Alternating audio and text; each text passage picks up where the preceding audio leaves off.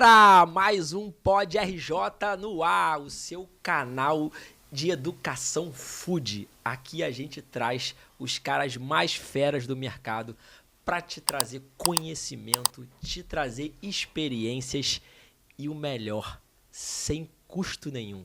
E tudo isso porque duas empresas se juntaram para poder fazer esse canal acontecer, né? Eu tô falando do JJ e da Arco Foods. E hoje eu tô com a Carla, né? O segundo hoje, que costuma ser o meu co-apresentador aqui. Não pôde estar no programa hoje, mas ele tá muito bem representado pela Carla. Tudo bom, Carla? Tudo bem, Rafa? Bom dia. Maravilha. E a gente não pode deixar de falar dos nossos patrocinadores, né? Que são as marcas do JJ. Eu queria falar para vocês do JJ Summit, o maior evento de food delivery do Brasil, né? O JJ Summit acontece uma vez por ano e esse ano tá incrível. A gente tem palestrantes como Paulo Camargo, Alfredo Soares, Rafael Kiso, Bárbara Bruna, Marcelo Politi e outras feras gigantes do mercado. Um evento maravilhoso onde você adquire conhecimento, conhece novos fornecedores e ainda faz um network absurdo. E também queria falar um pouco para vocês da Arco Foods, a melhor distribuidora de alimentos do Rio de Janeiro. Então, você que está indo lá para o Ceasa, né, fazer compras, você está perdendo o teu tempo mais precioso. Então, procura aqui a Arco Foods, que eu tenho certeza que você vai ganhar tempo, agilidade e tem muito mais, né? Você vai ganhar quase que uma consultoria gratuita para o seu negócio. Senhoras e senhores, hoje um convidado muito especial. Eu estou querendo entrevistar ele já faz tempo, porque eu sou fã desse restaurante, eu sou cliente, né? E quem no Rio de Janeiro não é, né? Um convidado que de fato revolucionou a gastronomia japonesa no Rio de Janeiro. Eu queria apresentar para vocês, seja muito bem-vindo, Jerônimo. É um prazer estar falando contigo aqui. E eu tenho certeza que o fato de você estar aqui vai ajudar muitos donos de restaurante. Seja bem-vindo aí ao Pod RJ. Obrigado, Rafa. Bom dia, Carla. Prazer estar aqui com vocês. Não sou exemplo de nada. Sou um cara muito esforçado que trabalha há muitos anos com pessoas muito inspiradoras e gosto muito dessa loucura que é restaurante. Maravilha. Bom dia. Jerônimo, prazer gigante estar aqui com você. Minha primeira estada aqui em grande estilo. Jerônimo, tô curioso para conhecer um pouco da tua história, saber como que foi a trajetória. A gente não sabe que nem sempre tudo é um mar de rosas, né? E a gente sabe que tem dificuldade nisso. Então eu tô muito curioso para você contar resumidamente pra gente aqui um pouco da tua história, como começou a sua trajetória nesse mundo food, né? E conta pra gente o que você acha que fez diferença e, enfim, a tua história de forma geral. Então, Rafa, eu trabalho há 23 anos com restaurante, né? Hoje em dia, com a geração Z, não acredita, né? Que alguém pode trabalhar 23 anos e na mesma empresa. Eu entrei em 2002 no Spoleto, na época, para ser estagiário da área de suprimentos. O Spoleto era uma rede que tinha ainda poucos anos de vida e já tinha 34 restaurantes no Brasil e estava começando a fazer uma expansão geográfica mais acelerada.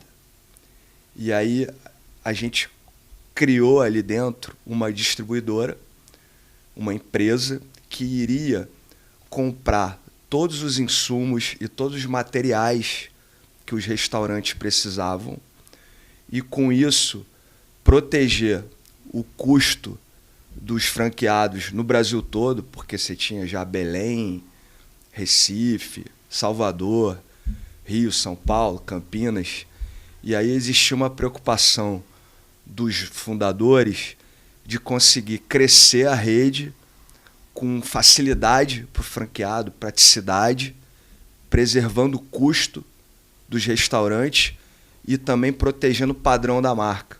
Porque o Spoleto, desde que ele nasceu, ele sempre se preocupou muito com a qualidade. Então, a massa era importada da Itália e até hoje, a farinha com a qual a gente faz as massas frescas também é importada da Itália. Então, tem um cuidado muito grande com os ingredientes e com a forma de produzir as massas. E aí a gente precisava, com uma boa operação logística, garantir que isso funcionasse no Brasil todo. Então eu entrei para trabalhar nessa empresa.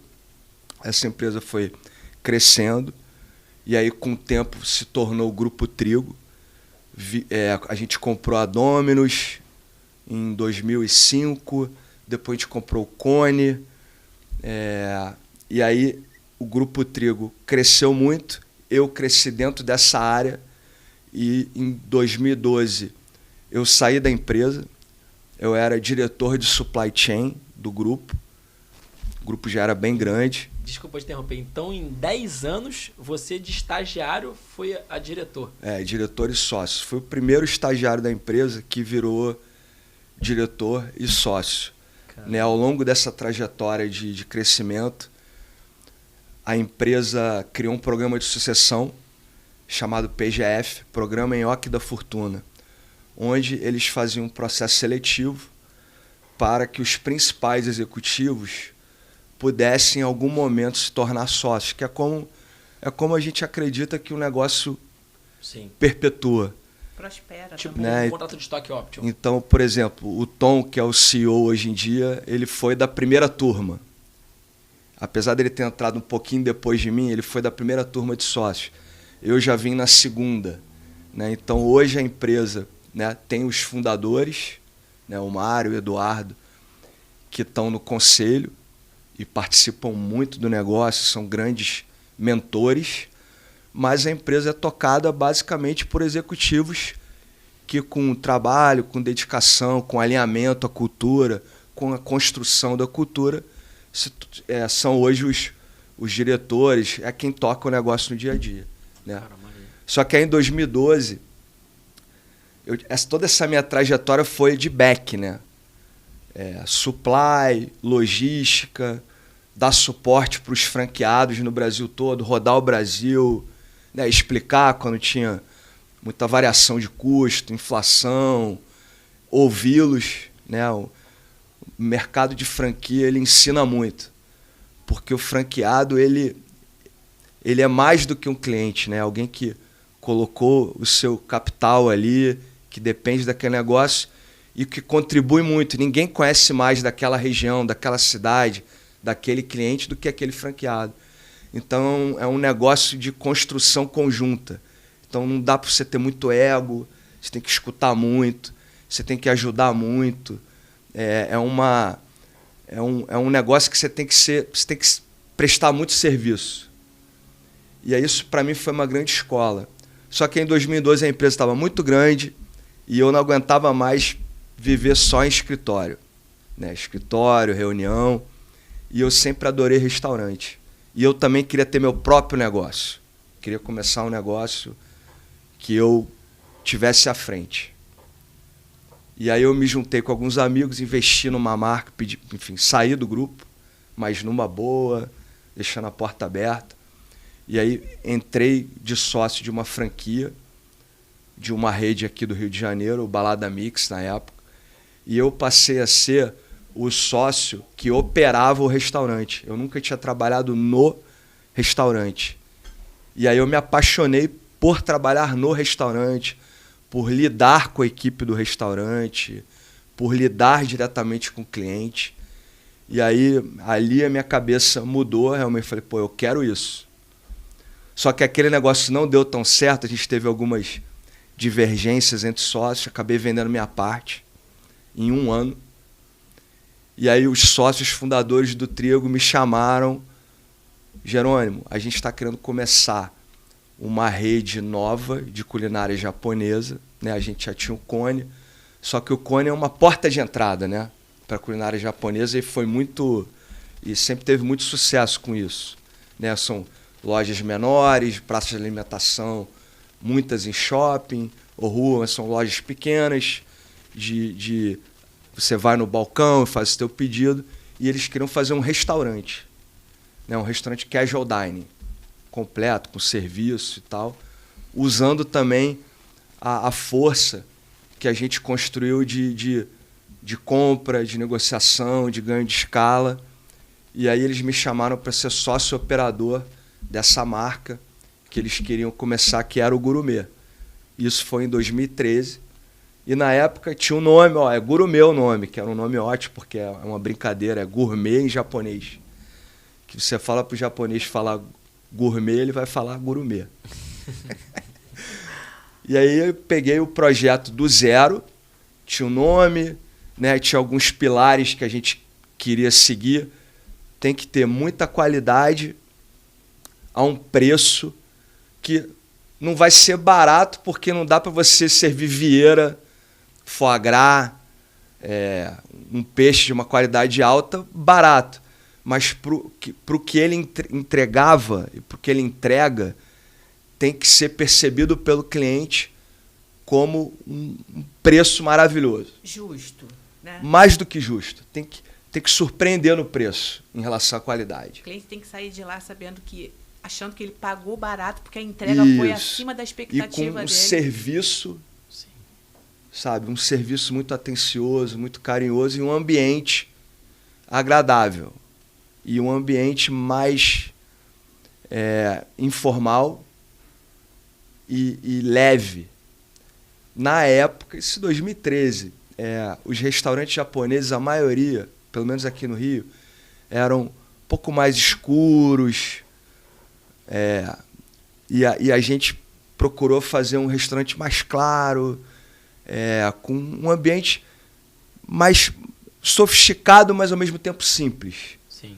Um lugar onde você pudesse ter uma reunião, um almoço de negócios, um banqueiro e, ao mesmo tempo, uma pessoa que saiu da praia com areia no pé, e os dois se sentirem muito bem no mesmo ambiente. É um desafio, né? Então, isso começou com o Spoleto lá atrás. O nosso propósito é democratizar a boa culinária. Então, a gente se propõe, desde o início, a entregar a melhor qualidade possível ao melhor preço possível para o cliente perceber essa bela relação preço-qualidade quando ele for no restaurante. Jerônimo. Né? E esse é um desafio diário, porque você tem inflação, você tem milhares de desafios, a gente tenta, principalmente salmão, né? A gente tenta manter esse equilíbrio. Né? Então, você é um cara que começou como office boy, depois se tornou diretor. Estagiário. Desculpa. Office boy, mas estagiário, tá certo. Office boy, quem começou foi meu pai. Mas enfim, eu fazia de tudo, meu irmão. Então, você começou como estagiário e foi a diretor, depois saiu e voltou como um sócio operador. Existe, quando você faz cursos de gestão, né, eles batem muito assim, cara, dificilmente o time que te fez chegar a X de faturamento vai ser o mesmo que vai chegar para um faturamento maior. É tipo assim, me falar assim, a tua empresa, para ela faturar de 0 a 400 mil, é um time que vai fazer chegar a isso. Para tu fazer um faturamento de 1 milhão, já tem que ser outro time. Né? As mesmas pessoas não vão ter a capacidade de... Só que, é lógico, isso não é uma verdade, porque você tem pessoas que conseguem ultrapassar essa barreira e evoluir como profissional, não só porque ele está buscando estudo ou porque ele está se atualizando, enfim. Como é que foi esse teu processo evolutivo para tu sair de estagiário para um diretor?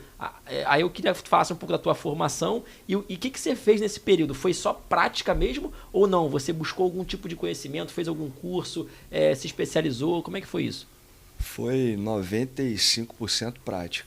Eu sou formado em administração, eu fiz pós em finanças, mas eu acho que eu não acredito nessa teoria de que não é a mesma equipe, que você vai começar um negócio pequeno e que vai tocar o negócio depois que ele for grande. Tem os dois lados, né? Acho que quem acredita na sua cultura e quem quer ir junto, né? Acho que a cultura tem um papel fundamental nisso. Eu já tinha passado por banco de investimento, por empresas grandes, Coca-Cola. E quando eu me via numa empresa pequena, começando, com uma perspectiva de crescimento, trabalhando lado a lado com os donos, com muita autonomia, muita liberdade, eu ainda muito jovem, e olhando para os donos e para as outras pessoas que estavam ali comigo, e a gente se identificando muito na maneira de agir, de pensar, no sentido de como tratar as pessoas, né? O mercado de restaurante tem práticas antigas que o patrão e o empregado às vezes ficam em lados opostos, Sim. como se fossem inimigos. E desde quando eu comecei eu nunca vi isso, assim, onde eu trabalhei, e era sempre o contrário. A gente tem um negócio que depende de gente. Sim. Restaurante, comida, é 100% gente. Então você tem que olhar para a equipe como um cliente, né? Para você ter a melhor experiência possível na ponta. Então, graças a essa escola, eu nunca vi funcionar diferente. Né? Onde Legal. eu comecei a trabalhar, eu vi os mesmos valores, a mesma forma de agir com pessoas que eu tinha na minha casa com a minha família. Então, para mim, sempre foi isso foi muito natural. E aí, quando eu me tornei líder de um negócio, de uma empresa, eu apliquei tudo que eu vivi e também fui tentando evoluir como todo mundo. Bacana. Né? Legal, cara.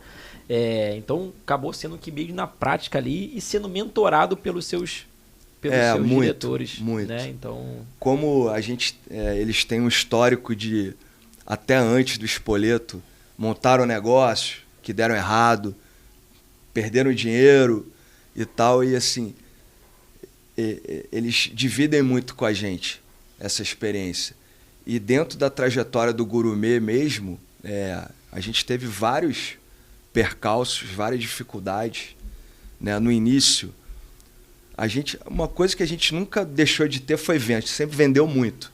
O primeiro restaurante no Fashion Mall, desde o primeiro dia, ele era lotado e com fila.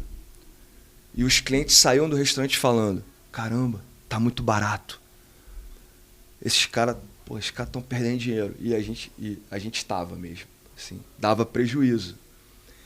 E eu, como sócio operador, que tudo que eu tinha, que eu não tinha, estava ali, ficava meio desesperado. E aí, nas trocas com eles, eu falava: olha, eu não vou conseguir viver, né? Eu botei tudo que eu tenho e que eu não tenho nesse negócio, está investido aqui. O negócio está lindo, maravilhoso, bombando, só que a gente não está dando resultado, né? Porque realmente estava muito barato. E nesse momento, que acho que foi o grande clique, eles se posicionaram de uma forma firme: Jerônimo, a gente está construindo marca. Então, esse prejuízo que você está vendo aí no DRE, eu sempre fui muito focado em número e tal, e acho super importante o dono de restaurante saber disso, conhecer e dividir isso com a equipe, né? Mas era investimento em marca. Então a gente fez um acerto ali que eu tivesse segurança para a minha vida pessoal, tá? Como sócio operador, e a partir dali eu comecei a enxergar esse investimento em marca e trabalhar para dentro, né? Para dentro dos custos, dos controles, das melhorias operacionais, para não ter que repassar tudo para o cliente. Em alguns momentos a gente viu que tinha muita inflação, que tinha mesmo que repassar alguma coisa, mas sempre preservando essa coisa do custo-benefício para o cliente. Sim. Né? E qual foi o ano e como é que foi assim? Cara, acertamos já o modelo, agora vamos replicar, vamos abrir outras lojas. Em que momento aconteceu isso? Tiveram alguns momentos que um negócio ele nunca está pronto, né? Assim, você sempre tem que melhorar.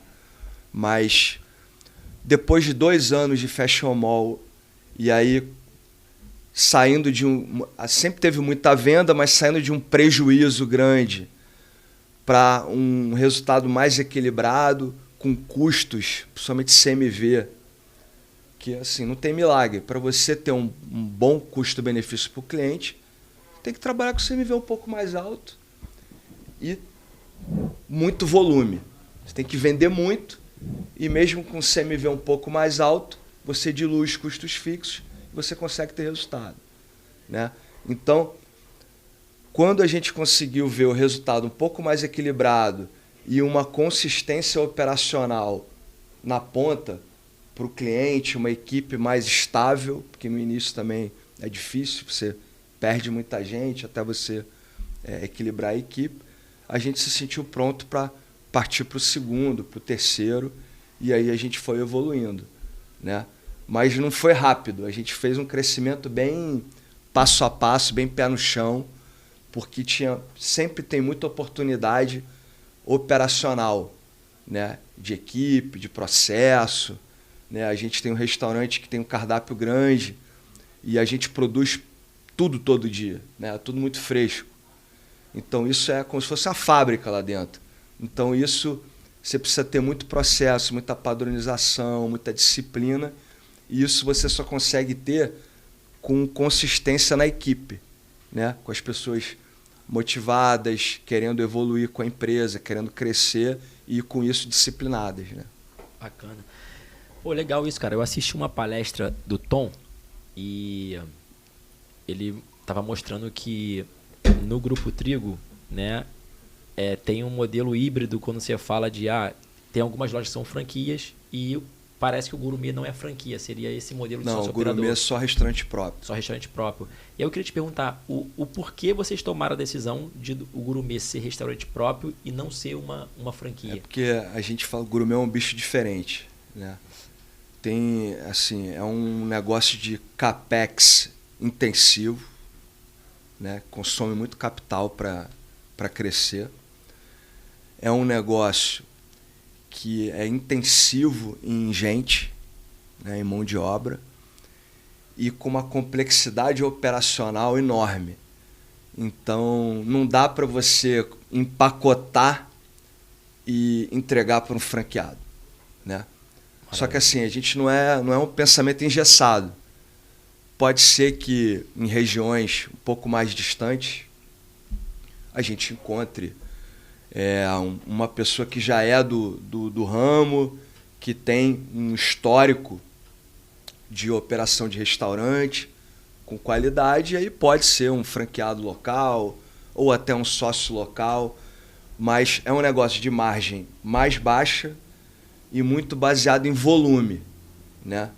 Então é difícil encaixar o franqueado, né, com royalty, com os outros custos da franquia, e também é muito difícil de ter um modelo muito replicável que você possa entregar na mão de uma pessoa que teve uma carreira, teve uma outra profissão, quer investir numa franquia e quer todo um suporte. Faz todo sentido. Né? É muito diferente. O Spoleto, o Cone, o China Box, o Gendai, por exemplo, as outras marcas que a gente tem de franquia, são negócios muito bem formatados e muito simples na ponta. Sim. Né? O Spoleto, o franqueado recebe praticamente tudo ali, a massa, o molho, os ingredientes. Então, uma operação muito leve na ponta. Sim. Né? O gourmet não. O gourmet, cada restaurante é uma fábrica. Né? Então, é mais difícil. E que garante o padrão. Claro. E também a experiência do cliente, quando ele chega lá, ele sempre vai saber que ele vai comer no Spoleto. Seja aqui ou seja em Belém, ele vai comer ter a mesma massa. A mesma massa, Verdade. a mesma experiência. Bacana.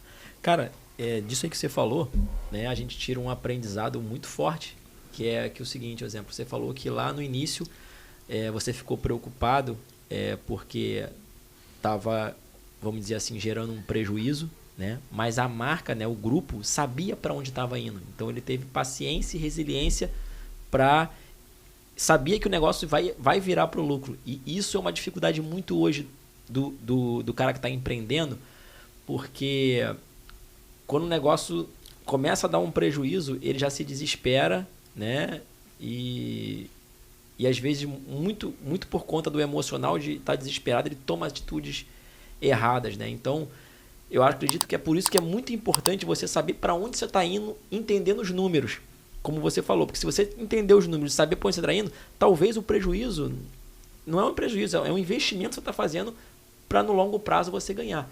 E eu percebo que essa é uma deficiência da galera de franquia. Eu converso com muitos franqueados por conta da minha plataforma, né? Então, o cara ele tá sempre achando que ele vai ganhar dinheiro rápido. E não é. O negócio você precisa de ter uma maturidade, de ter um tempo para você começar a ganhar dinheiro. E aí, às vezes, o cara fica justamente chateado com o franqueador, né?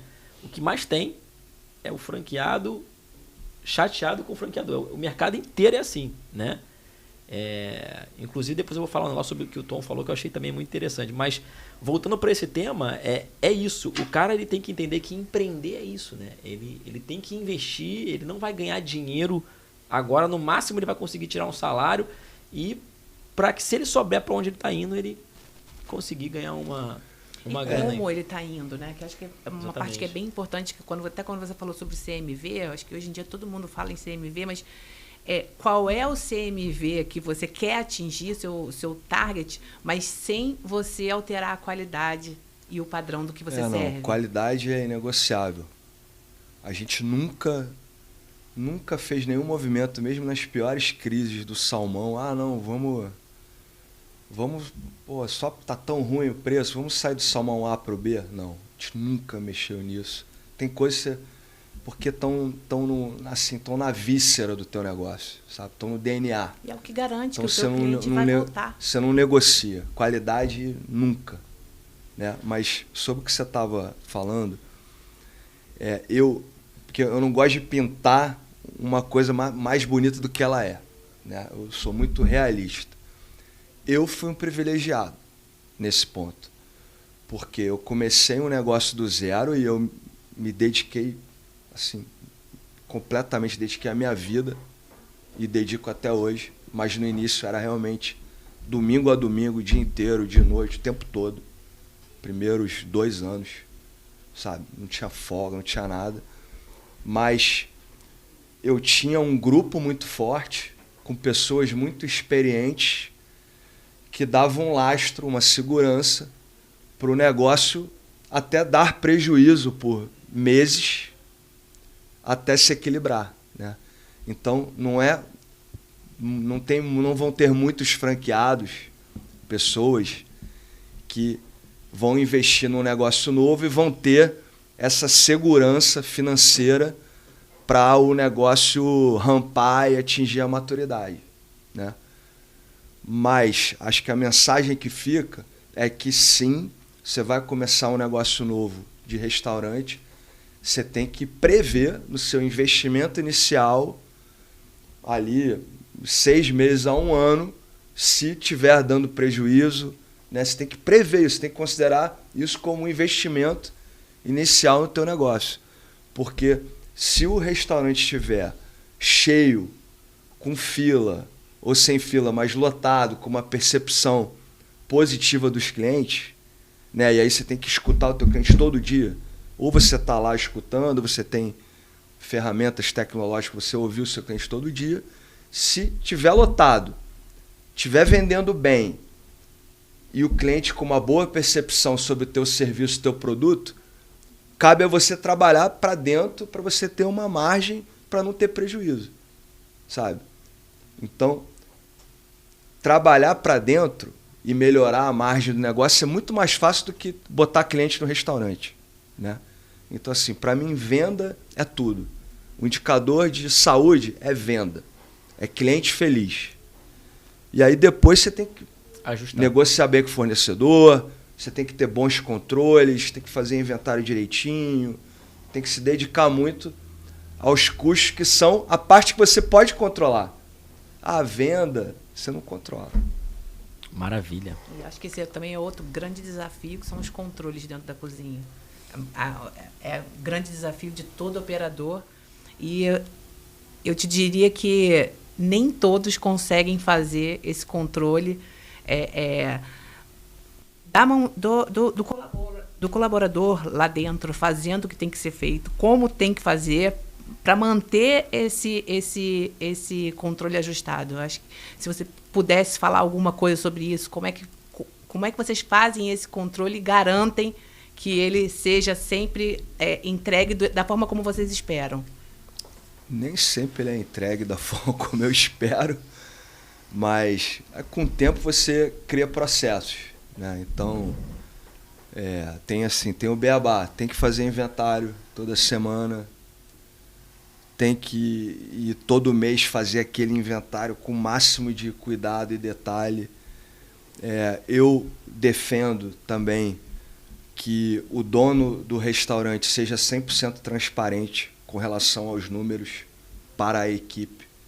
A sua equipe tem que saber quanto está vendendo, como é que está o custo e quanto está dando de resultado. Né? Muita gente tem medo, receio.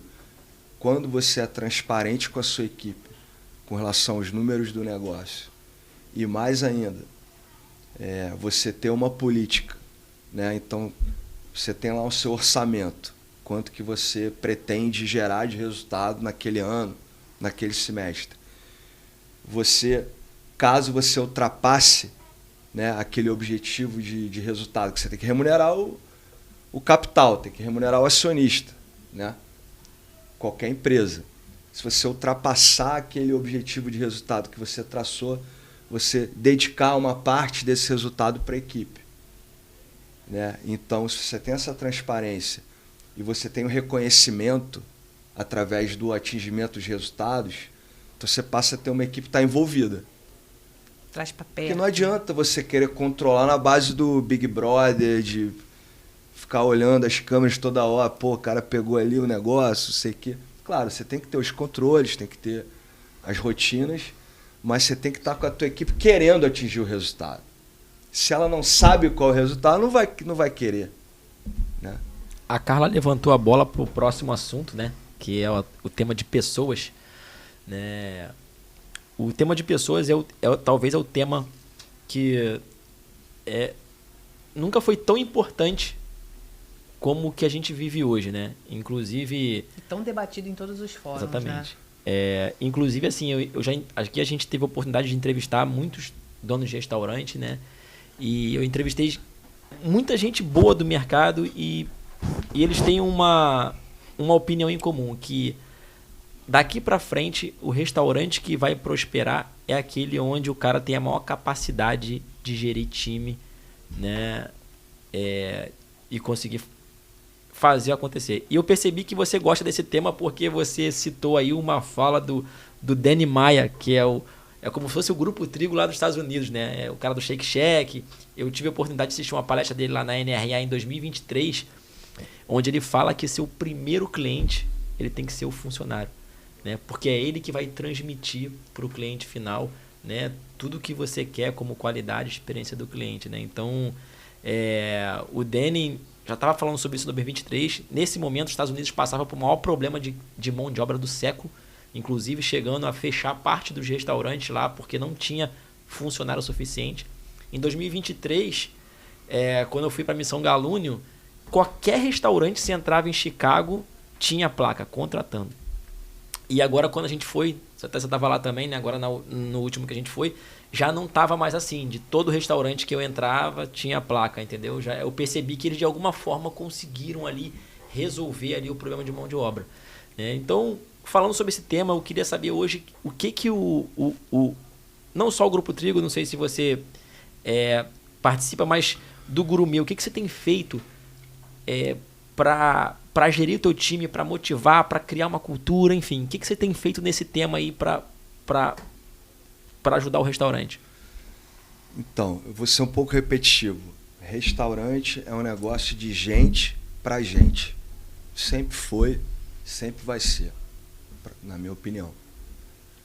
Vão chegar, a inteligência artificial vai se desenvolver, vai trazer melhorias, muitas, vai trazer inovações.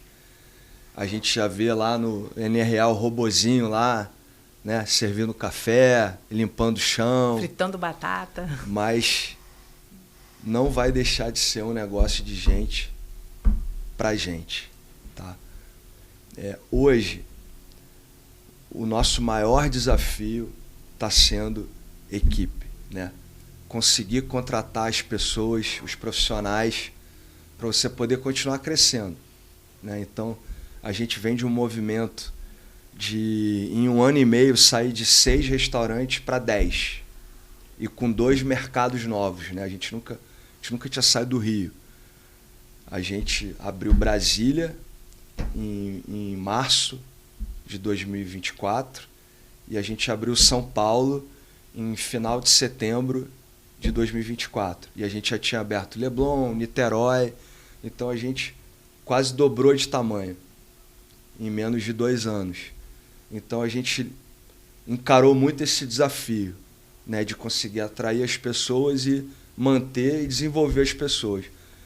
Hoje, para mim, essa situação até está mais difícil, está mais desafiador. Eu escutei outro dia, eu acho até foi a Renata do Foodness, Sim. que a frase dela eu acho perfeita.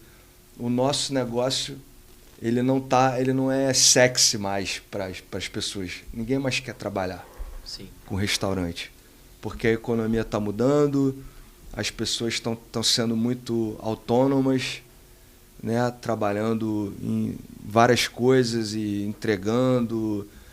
O delivery, né, trouxe, e isso é bom, muita oportunidade de trabalho para muita gente. Então hoje o restaurante ele disputa por pessoas com vários outros segmentos que antes não disputavam, né? Então o que tem que fazer? Tem que ser melhor. Então os restaurantes precisam ser melhores empregadores para as pessoas. Como é que faz isso? Tem que tentar pagar melhor, tem que tentar tratar melhor, dar mais benefício, tem que tentar quebrar alguns paradigmas. Eu estou fazendo agora um teste no Gourmet do Rio Sul que eu morri de medo de fazer, eu continuo morrendo de medo, mas está dando certo, que é a escala 5x2, né?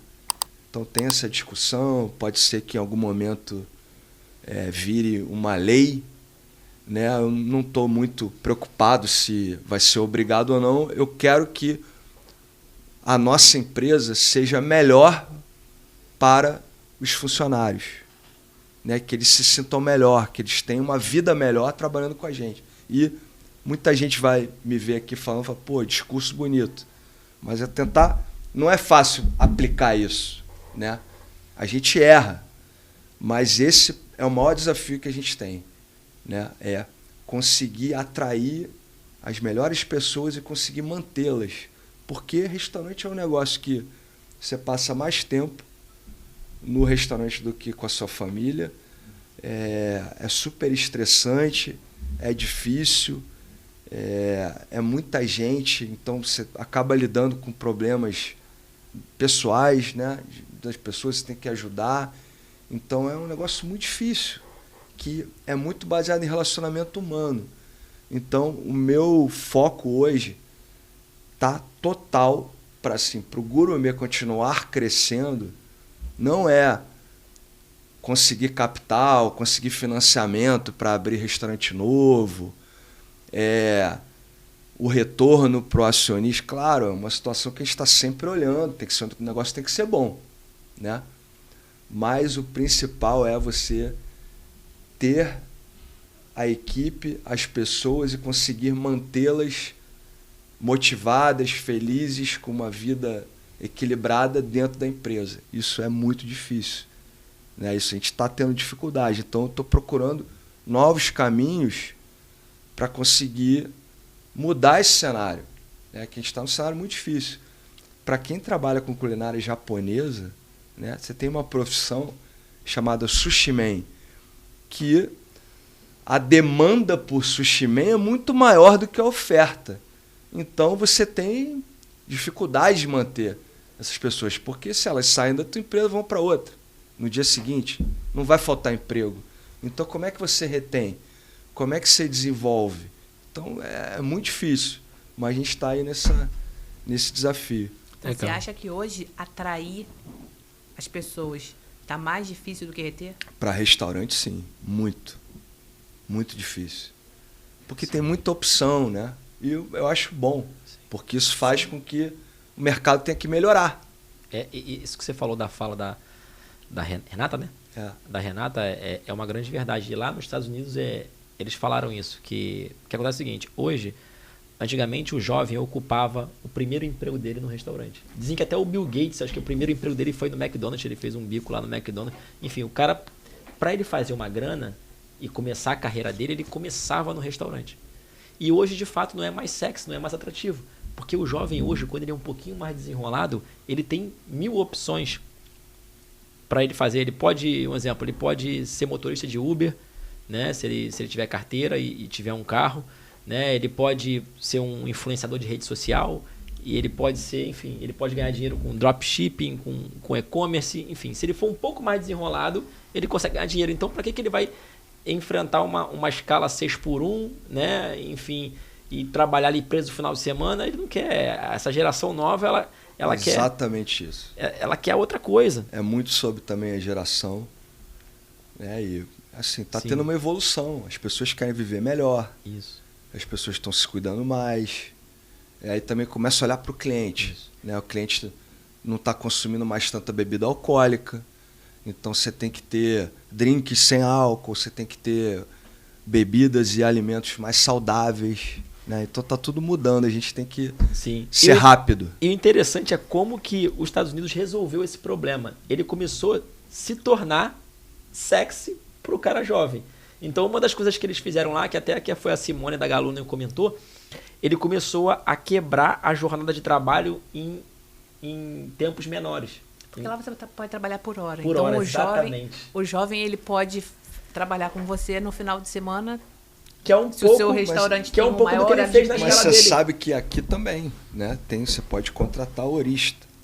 Só que isso ainda não é atraente para as pessoas. Porque a pessoa tem que chegar no final do mês e ganhar lá o suficiente para viver.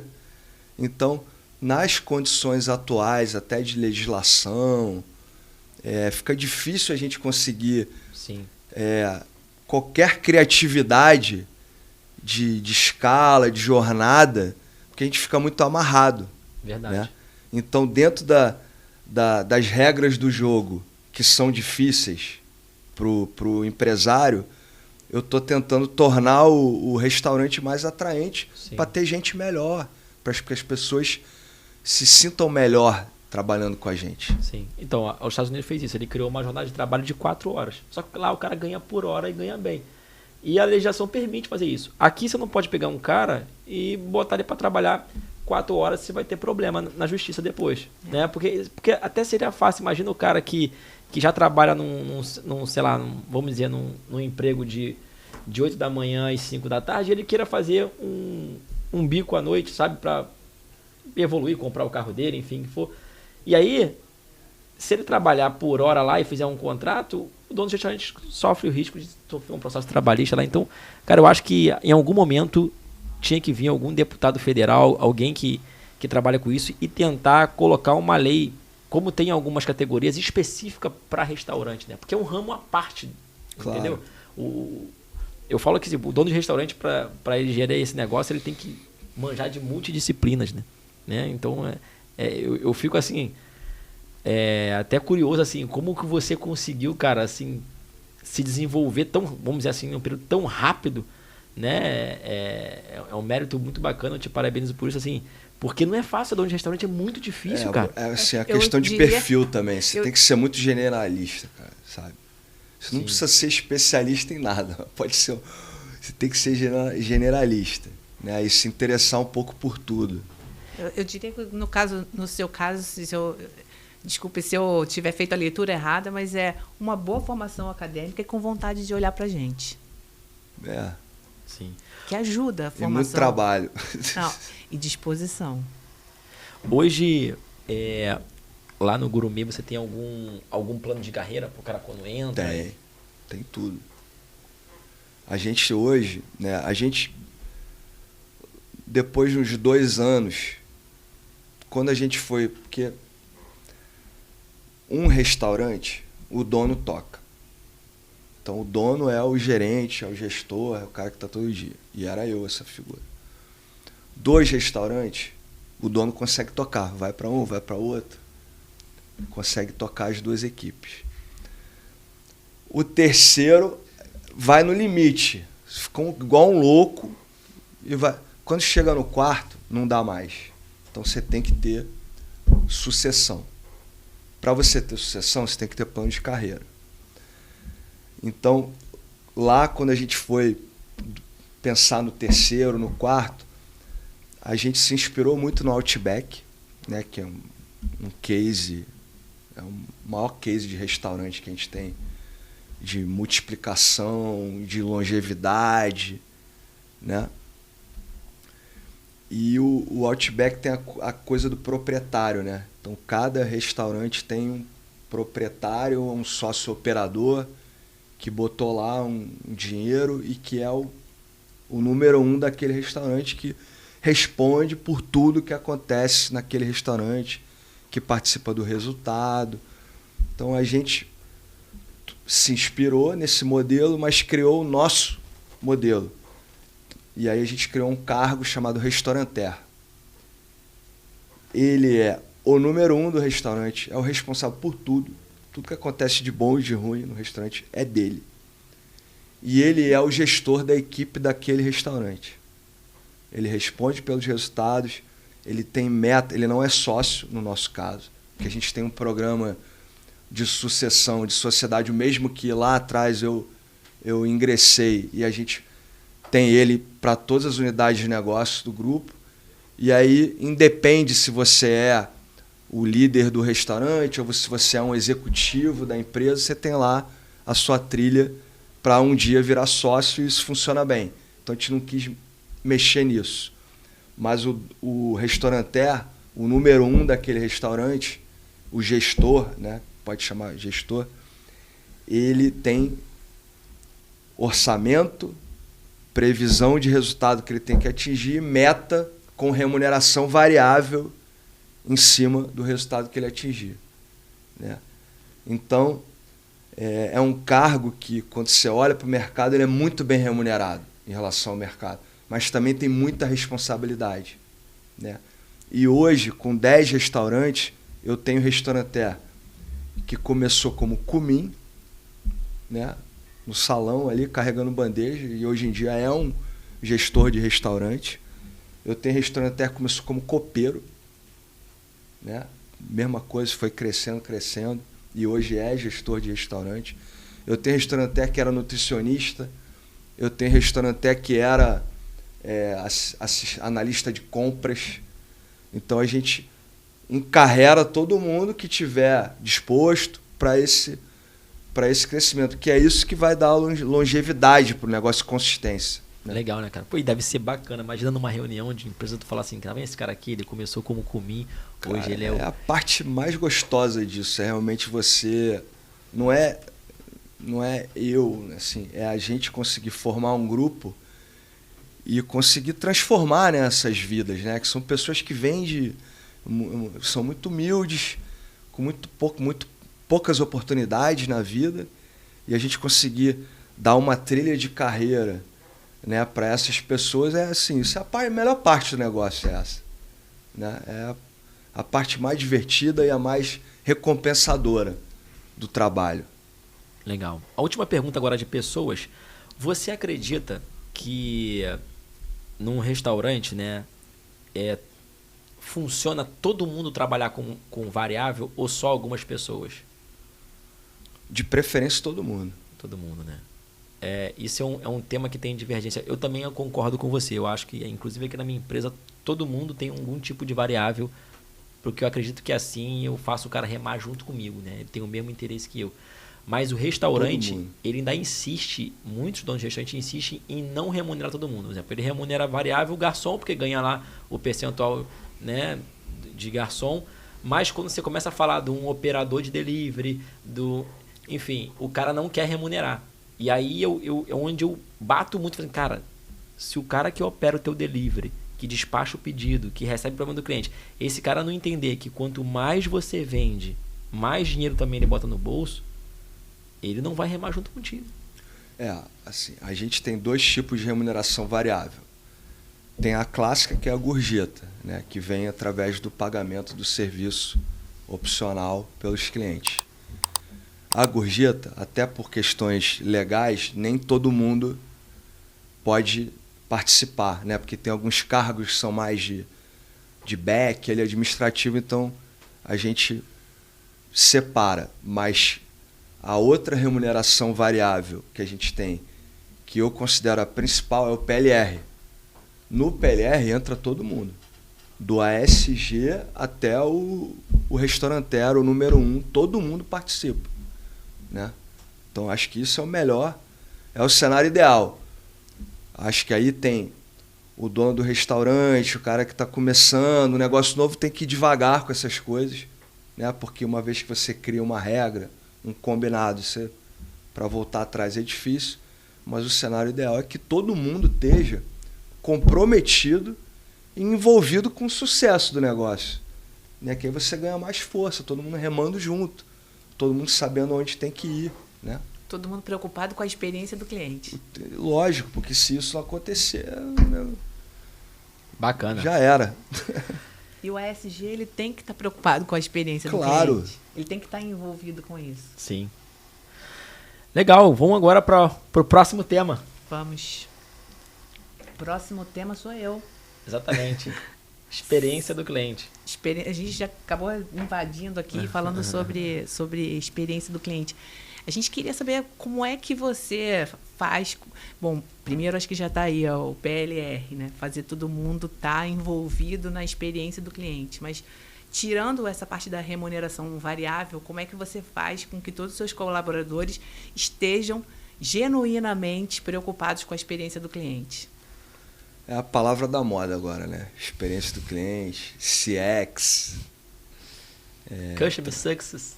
Todas as rotinas de contato com o cliente, né? Todos os pontos de contato com o cliente.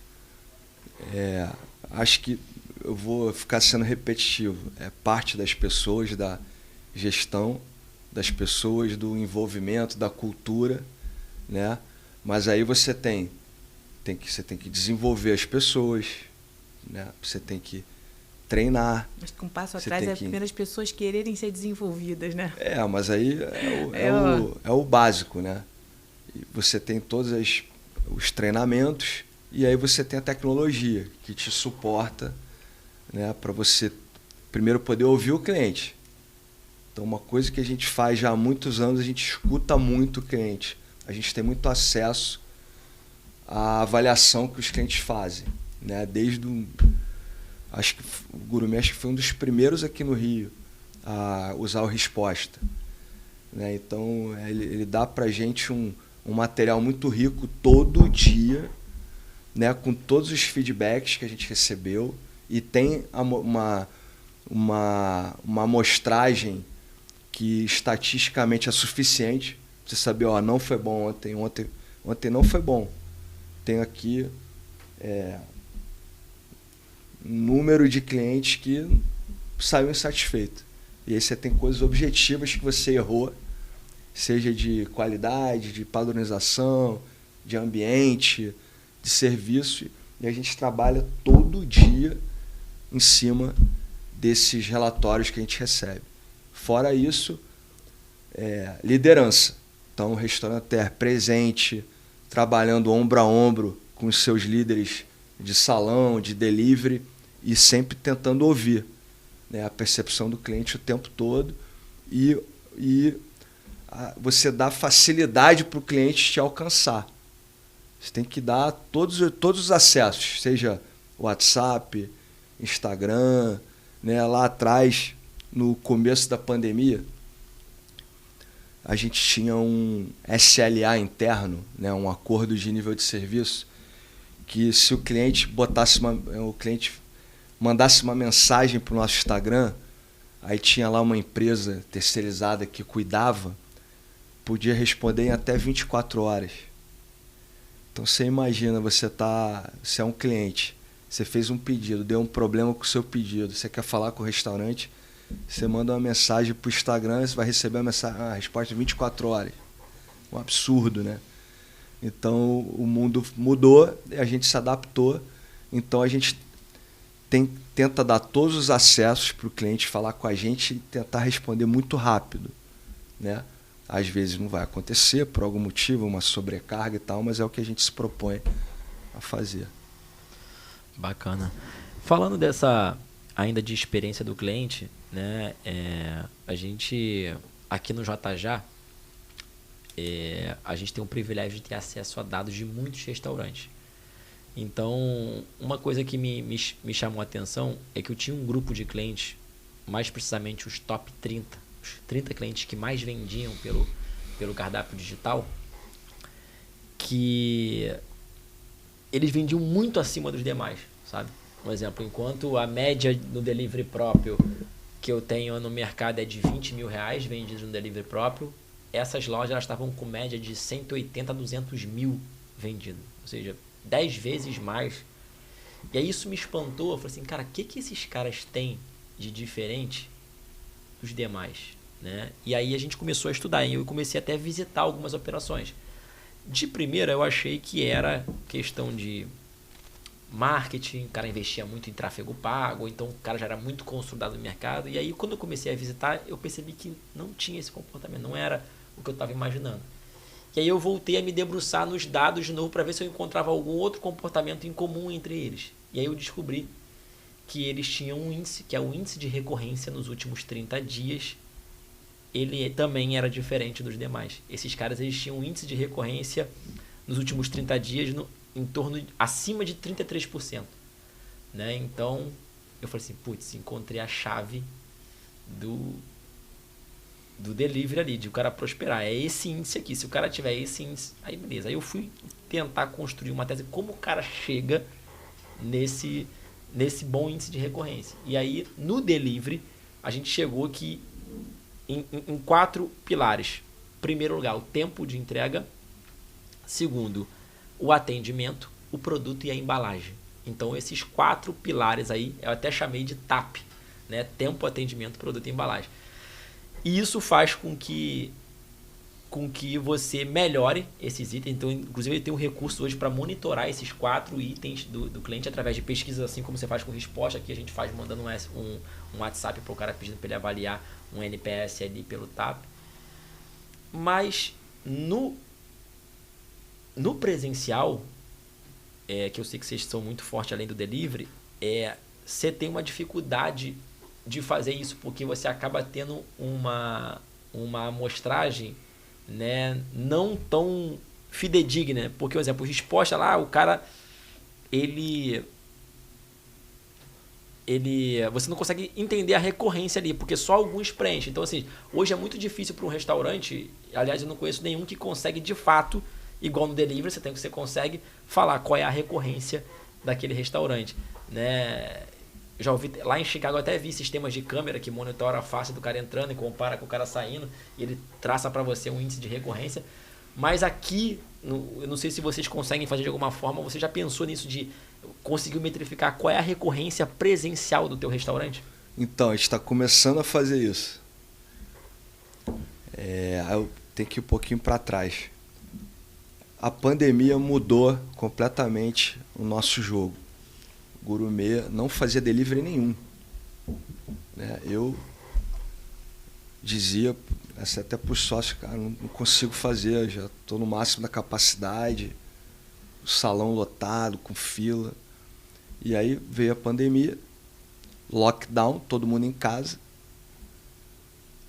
Era a sobrevivência da empresa, dependia da gente fazer delivery. Então a gente já tinha um know-how de Domino's. Então a gente aplicou, a gente conseguiu fazer um movimento rápido e a gente tomou a decisão de trabalhar com a nossa própria plataforma, né? Até porque na época da pandemia o iFood estava com uma demanda de restaurante precisando entrar rápido no iFood absurda. E a gente falou, cara, não, vamos fazer a nossa aqui, colocar de pé rápido. E aí veio o grande valor disso tudo, que são os dados, né? Então a gente já começou a manejar dados de cliente, recorrência, churn, aquisição, lifetime value, a gente começou a trabalhar com isso, eu não entendia nada disso.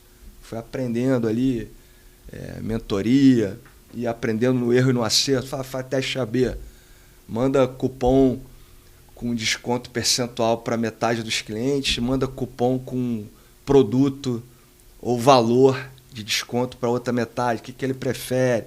A gente foi aprendendo. Então a gente se especializou muito em trabalhar com os dados dos clientes e tratar cada cliente como se fosse único, enxergar cada cliente como se fosse único. E aí veio esse problema. Mas e o salão? Né? Quando o presencial voltou com força e a gente, a gente sabe que muitos clientes que pedem delivery vão no restaurante, mas qual é a frequência? Né? O que ele consome? Né? Então a gente ficou com esse buraco negro por muitos anos. E aí, graças a um trabalho da nossa equipe de tecnologia e também da nossa equipe de marketing, a gente já tinha uma visão antiga de ter um programa de relacionamento embarcado num aplicativo gourmet, né? Então, hoje você tem o nosso e-commerce, tem o nosso site lá, gourmet, para pedir, e tem um aplicativo. E a gente tem estimulado muito os clientes a usarem o aplicativo. E aí a gente está começando a lançar esse programa de relacionamento nos restaurantes, e aí é salão e delivery. E aí no salão a gente transformou o nosso sistema de espera e reserva num sistema integrado e próprio dentro do nosso sistema de frente de loja, tá? Vamos dizer assim, acoplado ao software de frente de loja, onde, e aí tem uma parte humana na história, que é todo cliente que entra, a gente tenta cadastrar ele e reconhecer ele, né? Mesmo que não tenha fila. Então a gente consegue capturar hoje os dados de mais ou menos 70% dos clientes, né? E a gente consegue fazer esse cruzamento. Pelo telefone ou CPF? Pelo telefone. Legal. E a gente consegue enxergar, esse cliente pediu no delivery, veio no salão, e enxergar qual é a frequência dele, considerando os dois canais. Legal. Né? Qual é o ticket médio quando vai no restaurante, quando vai no delivery. E aí a gente começa a criar estratégias para tratar cada vez melhor e mais personalizado esses clientes. Mas a gente está começando, está numa fase de puro aprendizado, assim. Cara, aprendendo. Vai ser um golaço quando vocês conseguirem, porque hoje essa é a chave. E aí, cara, hoje o cliente Otajá, ele tem um dashboard, onde eu tenho métricas ali. Porque o delivery é muito mais fácil, né? Porque o cara tem que colocar o telefone para poder pedir, não dá para ele pedir sem telefone. Então eu consigo saber exatamente quanto aquele cara tem de recorrência. Então eu olho um painel onde eu vejo a recorrência do cara, eu vejo a conversão que tem o cardápio dele, eu vejo o quanto que está o ticket médio dele e como é um BI, dá para ver se comparado com o período anterior, se está crescendo, está diminuindo, né, todos esses índices, né, eu consigo ver o faturamento no período que eu escolhi, eu consigo ver o número de pedidos dos últimos 12 meses, enfim, num painel só eu olho hoje, sem eu ir no restaurante, eu sei te falar se aquele cara vai prosperar, se ele vai ficar andando de lado ou se ele vai cair. Só pelos números, sem ir no restaurante. Então, assim, ver como é que os dados não mentem, né? Quando tu olha para os dados. Então, por exemplo, se você um dia fizer isso e você perceber que tua recorrência está baixa naquele mês, tu vai saber que aconteceu alguma coisa de errado. Estou errando alguma coisa. Exatamente. Então, assim, não tem argumento contra isso, entendeu? Você vai, cara, a gente não foi bem. Time, a gente não foi bem. Olha o que aconteceu aqui, ó. As pessoas não estão voltando, né? Então, a gente não teve recorrência. Então, vai ser bacana. Vocês conseguirem fazer isso, que hoje eu ainda não conheci ninguém que faz. A gente está na base do erro e do acerto. Sim. Né? E o bacana é que ele tem o presencial e o delivery, ele vai conseguir identificar o que o cliente dele consome em cada situação, né? Não, em cada experiência. E o principal, né, é que a gente viu muito isso lá em Chicago, né? Tá muito difícil de repassar para o cliente os aumentos de custos que a gente tem. Tá impossível. porque a renda das pessoas não está aumentando. Então, para você conseguir minimamente ter um equilíbrio econômico, você tem que conseguir reter muito esse cliente, para ele te dar volume, te dar frequência. Sim. Então, se você não reconhece o cliente que vem mais vezes, que está mais ali com você o tempo todo, assim, algumas você vai se perder. Então, é muito também sobre reconhecimento, sabe? Você tentar tratar cada cliente como se fosse único, né? E aprender com ele, o que ele gosta, né? O que é no delivery, o que ele prefere, se ele vai pedir mais vezes porque você dá um desconto, ou porque você entrega mais rápido, porque você prioriza de alguma forma o pedido dele, por ele pedir muito. Então a gente está começando a navegar nesse universo aí, né? Olhando os dois canais. Ah, legal. Então, eu tenho um cliente aqui, que é cliente JJ, e ele está começando a fazer isso também, agora que eu lembrei aqui. Ele faz uma coisa bem legal, que é o Bibi Sucos, até perto da gente ali. Você consegue... São ídolos. Sim. Então, agora eles são clientes JJ, né? A gente tá acabando a implantação agora de mais uma loja. E são clientes da Arcofood também. Ah, legal. São mestres. Sim, e eles criaram um programa, né, de fidelidade, né, que era no papel antigamente, eu não sei se você... Lembro. Eu juntei muito papelzinho Ganhava daquele, boné, mochila, caneca, sim. Enfim. E agora eles conseguiram, através de uma outra empresa, digitalizar isso. Digitalizar isso, criar um programa, e aí eu tô conectando com delivery. Então, ou seja, o cara consegue ir lá, ele aproveitar aquela fidelidade que antes só aproveitava em coisas físicas ali, agora ele pode escolher se ele vai querer um boné, uma camiseta, ou se ele vai querer converter aquele benefício em um desconto no delivery. Né? Então ele já está enxergando também os dois canais. Exatamente. Né? Então a gente integrou com essa plataforma dele para justamente ele conseguir fazer esse aproveitamento, né? Porque às vezes tem restaurante que é muito forte no presencial e é fraco no delivery. Cara, o cara não está aproveitando aquela demanda que está chegando ali para ele, que come delivery, né? Não tem... É que a gente aprendeu, né? Que depois que a pandemia meio que foi acabando, antes da pandemia acabar, eu mesmo achava, quando o salão voltar, o delivery vai cair muito. Como se fossem dois negócios concorrentes. E aí a gente aprendeu que não, que são dois negócios complementares. Basta você olhar para sua vida. O dia que você pede em casa é o dia que não é o mesmo dia que você vai sair. Sim. Não é assim, eu ia sair e vou ficar em casa. Claro que pode acontecer, mas são momentos diferentes. Sim. Tem dia que você quer comer em casa, tem dia que você quer sair, fazer um programa diferente. Exato. Né? Então, eles se complementam. Verdade. Falando de marketing, hoje vocês fazem alguma coisa diferente de marketing, fora trabalhar ali as redes sociais e, enfim, não sei se vocês fazem tráfego pago, enfim, mas você tem algum tipo de ação específica de marketing que você costuma fazer? Olha, eu acho que não. Acho que o que a gente tem se dedicado muito a essa coisa dos dados, de conhecer melhor o cliente e reconhecê-lo, né? Então, criar estratégias e práticas para conseguir enxergar quem são os meus 100 melhores clientes do Rio de Janeiro. Então, eu tenho que ter uma estratégia para esses clientes. E aí depois você ir, né, descendo dentro dos níveis de consumo, de ticket médio, você conseguir... Não é que um é melhor ou pior que o outro, é você ser melhor para cada um deles. Esse cliente aqui só quer saber desconto.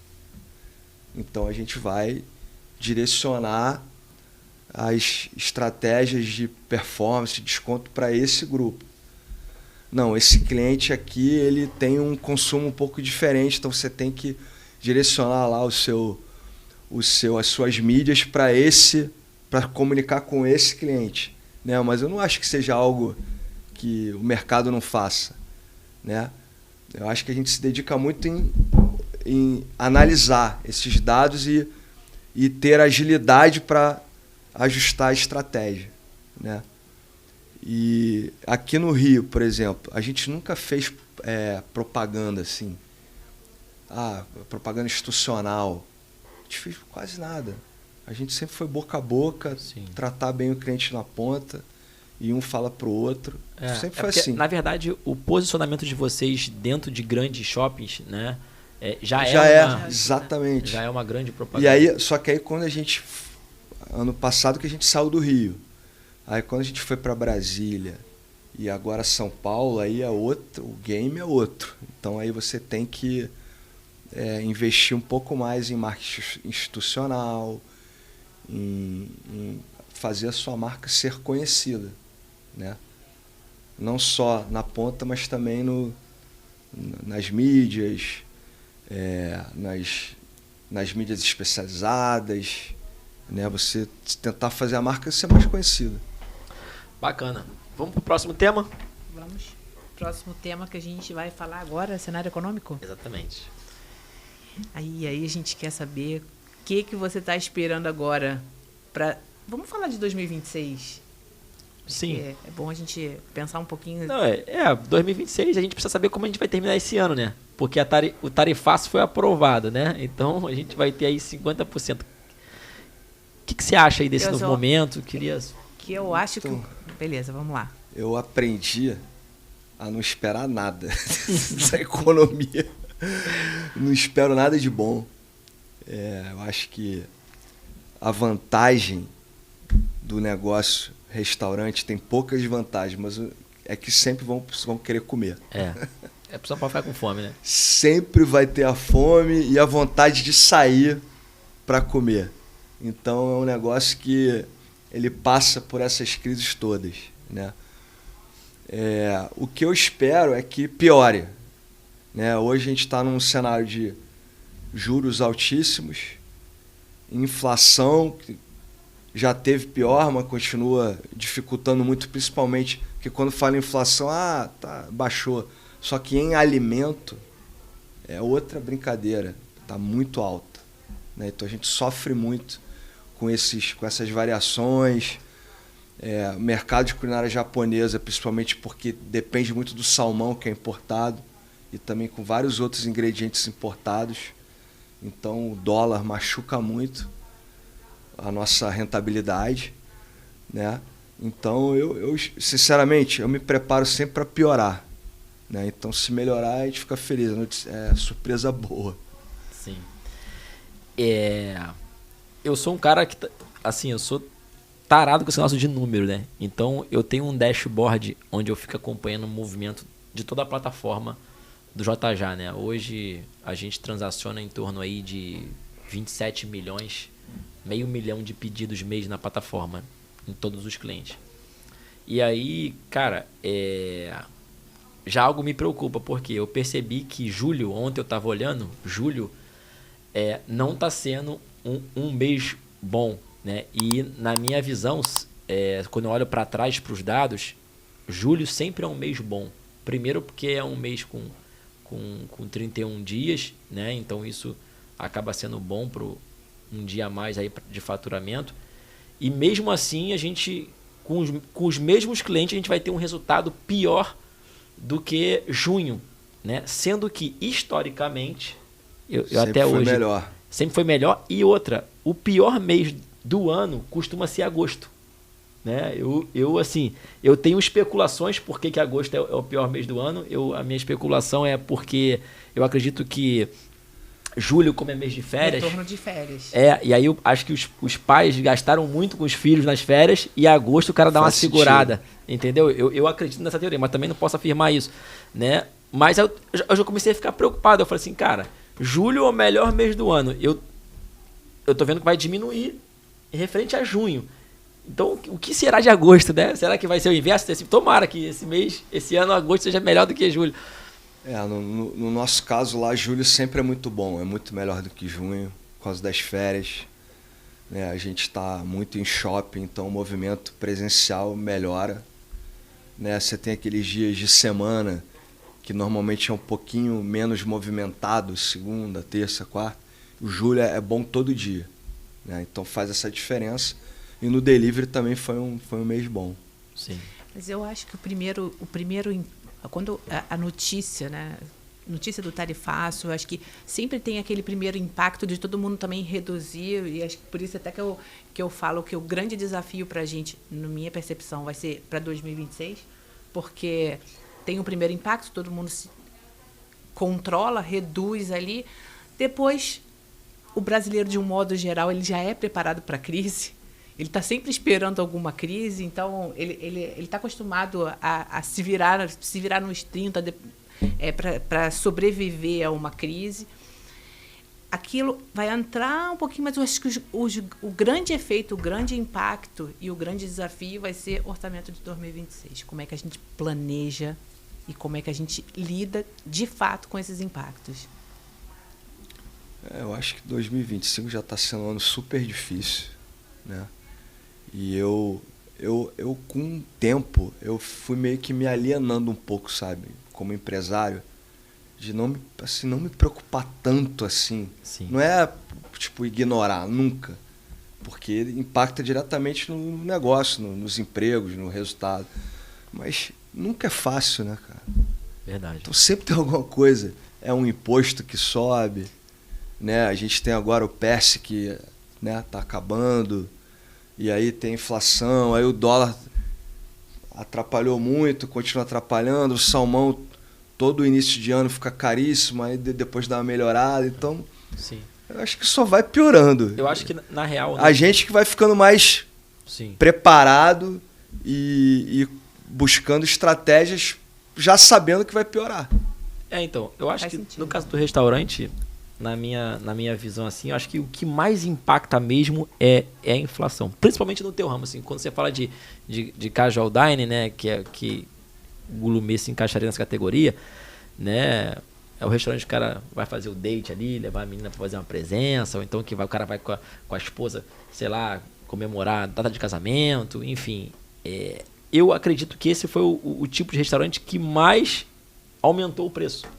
Né? Eu sei porque, por exemplo, se eu considerar quanto eu gastava com a minha esposa há 2 anos atrás, quando eu ia no restaurante hoje, é bizarro. É bizarro. Não reflete essa inflação que eles mostram pra gente de 4, 5, 7%. Mas é porque aí eu não aumentei tudo isso não, que você está falando aí. Mas o consumidor, de uma maneira geral, vê lá, inflação 4, 5. Só que dentro do grupo de alimentos, que é o que impacta o restaurante, é sempre mais alto. E aí o consumidor não entende. Sim. Né? Mas assim, a gente procura repassar sempre menos, porque não adianta. Se você ficar caro, eu consigo trabalhar com uma margem menor, eu consigo reduzir custo. Então tudo tem que ser feito antes de aumentar para o cliente. Sempre a última opção é mexer em preço para o cliente, e se tiver que mexer, tem que ser o mínimo possível. Que só assim você consegue se proteger de todas essas crises, de tudo que vem de fora, de todas essas coisas que a gente não controla. Então eu não brigo com o que eu não controlo. Eu quase fico alienado. O que eu não controlo, eu não me preocupo muito. Eu me preocupo muito com o que eu posso controlar. Sim. Né? Isso é importante, assim, não se preocupar, porque senão você vai ficar doido, né? Ficar olhando para esses números. Agora, só que a gente também gastar energia onde você tem poder de ação, Sim. né? Só que também a gente não pode se alienar, né? Não que a gente pode. tem que olhar para quê? Para criar se preparar. Soluções, Isso. né? Criar soluções para esse cenário. Aí, o que acontece com isso? Um exemplo, aí é natural que o cara que ia com a esposa, sei lá, 3 vezes na semana no restaurante, ele vai passar aí 2. Porque o salário dele não aumentou. Por exemplo, vou citar um exemplo aqui, não vou citar nomes, mas, exemplo, eu frequentava um restaurante que eu gastava, sei lá, a conta dava quase 300, né? Hoje eu já vou lá, tipo, 1 ano e meio, 2 anos depois, a conta já dá quase 400, entendeu? Então, ou seja, você teve um aumento ali, sei lá, vamos botar aí de 40%, sabe? E a inflação não mostra que foi 40%, mostra que foi muito menos. E aí, como o restaurante cria condições e oportunidades para eles não deixar de lucrar e também conseguir resolver a vida do cara. Acho que tá aí o o desafio de todo dia. Verdade. Deixa eu aproveitar. Os dados do IFB dizem que a gente diminui em tráfego, mas a gente aumenta em ticket médio. Você enxerga isso? No meu caso, não. A gente tá crescendo em volume, muito pouquinho. Aí, ano menos um, né? Contra o ano passado. Delivery é um pouco mais, porque o delivery tem a vantagem, né, da coisa da aquisição do cliente, né, e do lifetime value. Então, a gente investe muito em aquisição. Lá, a gente tenta dar uma condição muito atraente, agressiva, no bom sentido, para o cliente novo entrar. Porque se você trabalhar bem, ele fica. Então, a tua base está sempre aumentando. Você sabe isso melhor do que ninguém, né? Quando o cliente entra, a tendência... tem o churn, tem o cliente que para de pedir e tal, mas no longo prazo, você vai sempre crescendo o cliente. Então, lá no delivery, em volume, a gente cresce um pouco mais, né? E o salão cresce quase nada em volume e o ticket médio está caindo um pouco, né? Isso é interessante.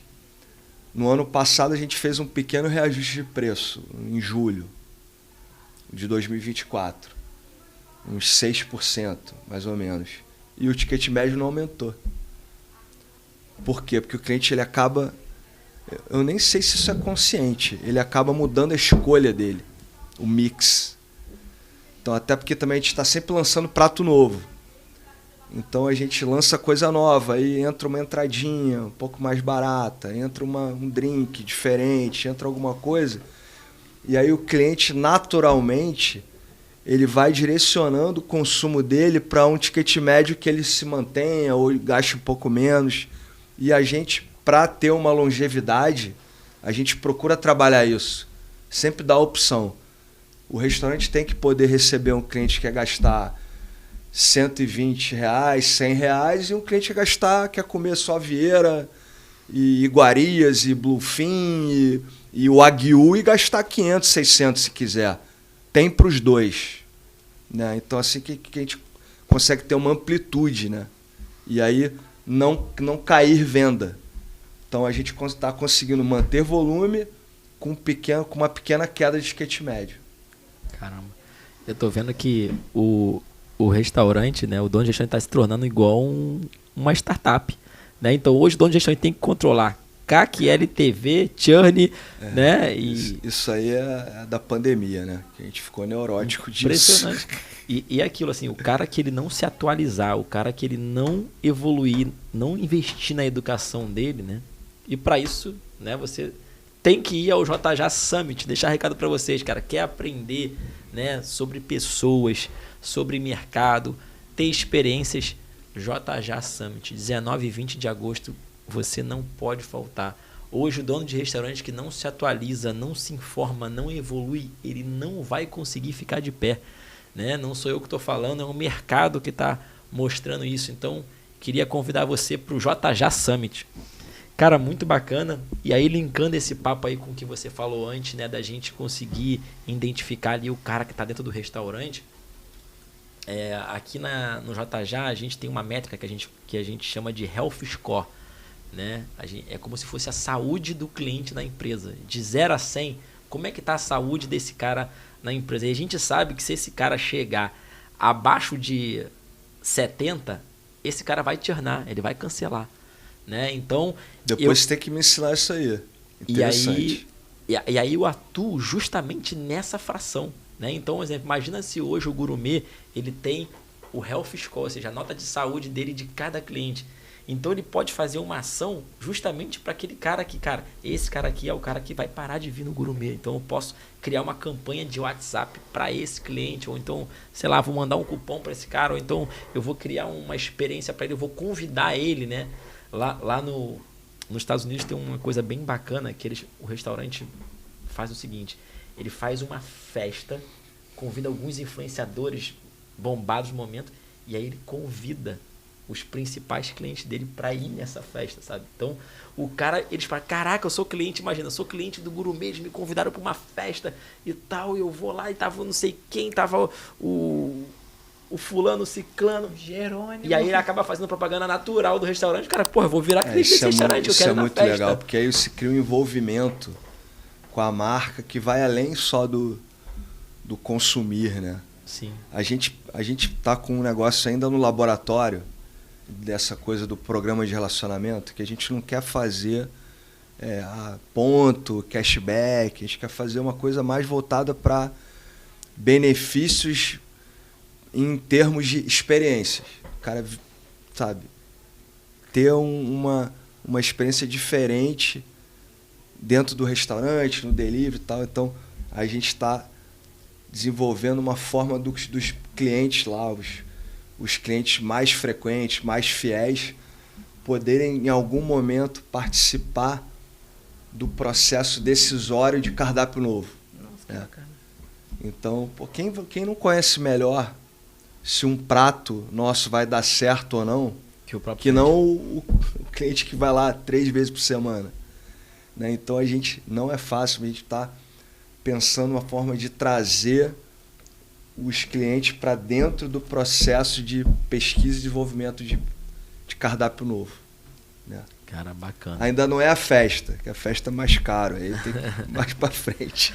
Mas a gente pode começar com uma coisa menor, né? Imagina se a gente fazer vou fazer um lançamento de um produto novo, aí você fazer uma degustação, já seria um... Mas o que você falou que eu achei que me chamou muita atenção lá também, é a coisa dos influenciadores, né? E não necessariamente os grandes, né? Mas você ter ali um grupo de pessoas, aí você pode chamar de embaixador, do que você quiser, que vive a marca, né? Que está com você, e aí cria uma comunidade, aí traz né? E aí reforça você como marca de uma maneira natural, sabe?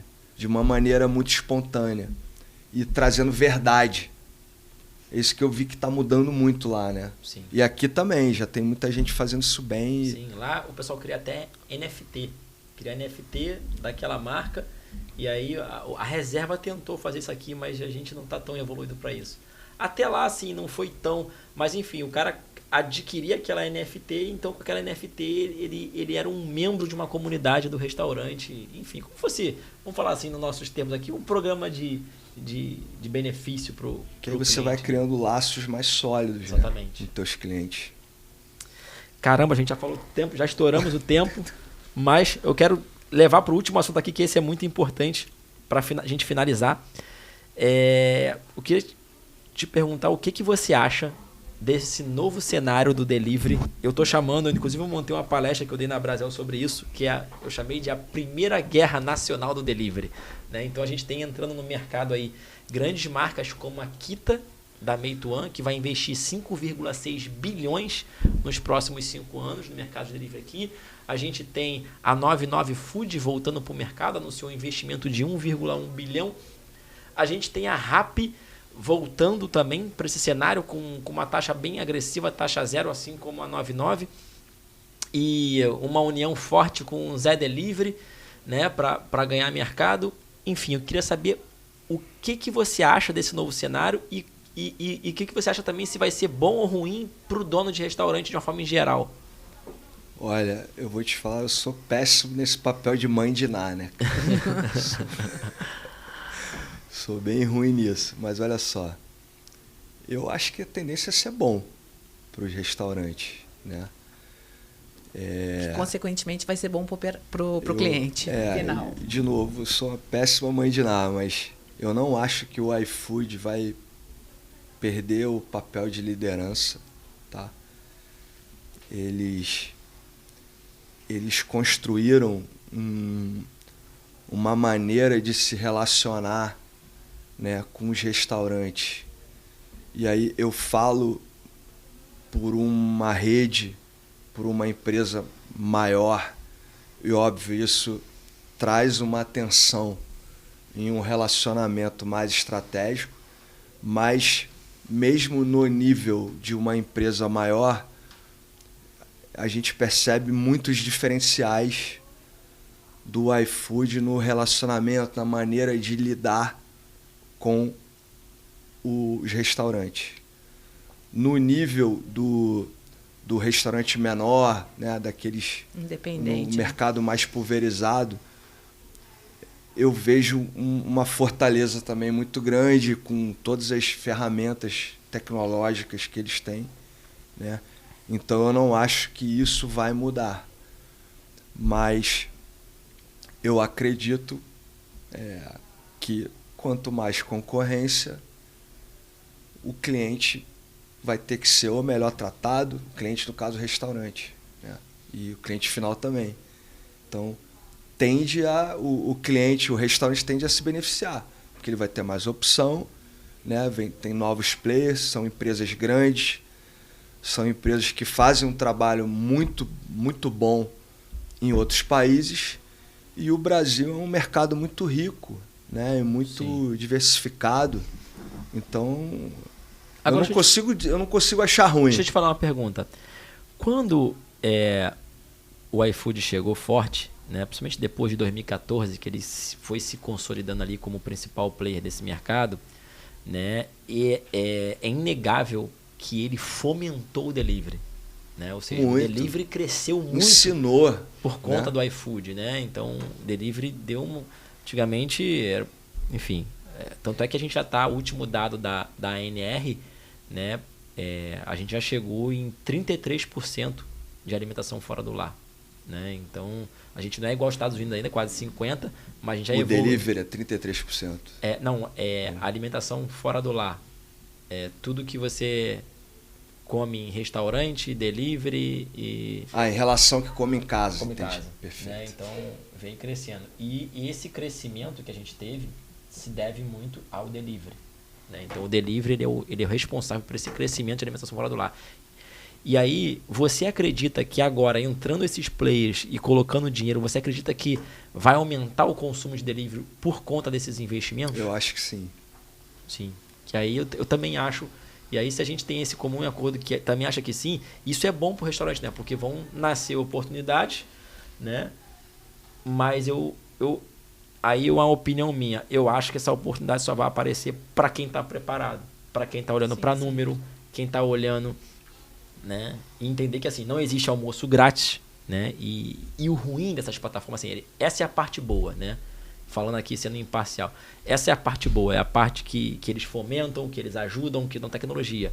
Agora, se o cara não souber entender o jogo que ele está jogando, olhar para o CMV, olhar para as taxas, e entender que faturamento não é uma métrica boa para ele analisar, e tem que analisar a última linha, os caras vão se arrebentar, porque eles são, todos eles, aí eu incluo o iFood, o chinês, eles são muito agressivos na cobrança de taxa, principalmente com os restaurantes menores, que não têm um poder de negociação grande. E aí, cara, visto que às vezes eu abro aqui painel do marketplace do cara e está pagando 45% de comissão, né? Porque ele deu cupom, ele deu não sei o que, ele participou do programa não sei o que. Enfim, e agora eles vêm com esse movimento de entrar dentro do restaurante, né? Então, isso é muito perigoso, porque ele vai amarrar mais o cara ali ainda. Então, assim, eu acredito que o cara ele tem que olhar para isso, sabe? Mas olha, eu sou otimista em relação a isso, sabia? Eu acho que, diferente de alguns anos atrás, o cliente final já percebeu que delivery custa caro, né? Antigamente recebia muita reclamação, o preço do delivery está muito alto e tal. Porra, uma embalagem linda, um serviço de logística, um arcabouço tecnológico que você tem que ter, uma estrutura de servidor. Você também sabe isso melhor que ninguém, para o sistema de delivery suportar um volume alto, você tem que ter servidor, tem que ter uma estrutura muito cara. Então, com o tempo, o cliente final percebeu que delivery custa caro, fazer bem feito custa caro. Então, acho que isso gerou uma percepção mais justa por parte do cliente final. E, por outro lado, falando, quem eu conheço mais é o iFood, o Rappi.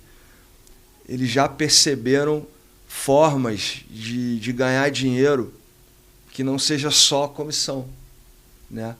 De uma maneira mais equilibrada e de uma maneira mais inteligente. Então, acho que isso evoluiu, no meu ponto de vista, positivamente. E também os donos de restaurante, com empresas como você, que tem uma atuação também de dar conhecimento, né? E muita gente também trabalhando com isso, consultores, né? Transmitindo esse conhecimento, transmitindo as boas práticas. Acho que os donos de restaurantes estão ficando mais espertos, mais ligados nas margens, né? Você pode, né? Claro que você tem concorrente, mas o concorrente, se ele quiser fazer um delivery bem feito, ele vai ter os custos. Então você pode lá, passar uma parte da comissão para o teu preço, para você poder, na última linha, ter algum resultado, né? E focar no serviço, numa embalagem, né? Numa experiência, a palavra da moda, no final das contas, na experiência completa para o teu cliente, né? Porque ele vai perceber, Sim. Ele vai dar valor a isso, na minha visão. E ele tem que dar. Eu comento muito nos treinamentos que eu dou, que hoje a gente não tem uma frente fortíssima que é forte lá fora, que é o take away, né? O take away, o retirar na loja. Muito fraco, né? Muito fraco. Por quê? Catering também, que lá fora é fortíssimo. Sim. Aqui praticamente não existe, que pouca gente faz. Por que aqui não dá certo? Porque não tem motivação nenhuma. Hoje, o restaurante trabalha em média, se eu pegar aqui, a taxa média de entrega é R$7 que os restaurantes estão conseguindo cobrar. Né? E ele paga o resto do bolso dele. Ele tem um custo muito maior que R$7 e ele paga o resto do bolso dele. Ou seja, o usuário final, ele paga aí 10, média 10, R$7 por uma entrega. Para que ele vai pegar o carro dele e ir lá buscar? Diferente nos Estados Unidos. Que é muito nos Estados Unidos comum, lá você né? paga em média $15 por uma entrega.